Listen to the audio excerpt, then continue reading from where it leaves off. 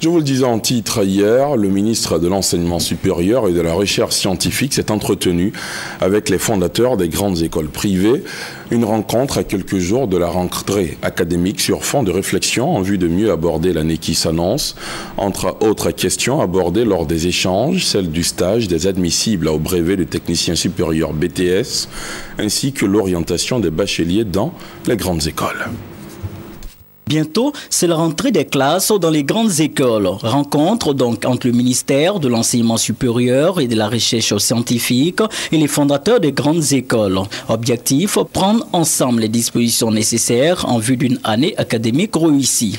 De nombreux points ont été abordés, entre autres la question de prise en charge des étudiants en année de BTS et la question de stage des étudiants après leur admissibilité au BTS. Nous avons donc demandé aux fondateurs d'annoncer aux prochains candidats que le BTS désormais c'est 10. Celui qui redouble paie la bourse, que les étudiants qui sont dans le privé sachent qu'ils sont obligés désormais de faire autant d'efforts, sinon de sacrifices, que leurs amis qui sont au public. L'État accorde des prises en charge à des jeunes qui pour certains ne vont presque pas au cours. Donc nous ne pouvons pas continuer de donner des prises en charge à des fantômes.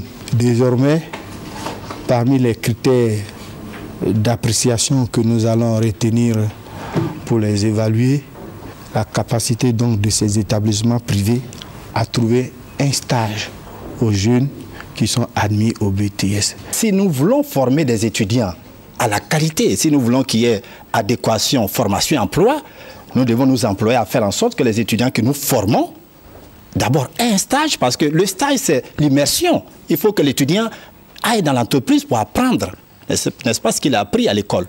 Niamey Kona ajoute également que sur les 67 000 nouveaux bacheliers, 35 000 seront orientés dans les universités publiques et les 42 000 autres dans les grandes écoles. Un séminaire à Grand Bassam du 2 au 3 octobre prochain permettra de fixer la date de la rentrée des classes dans les grandes écoles selon le ministre.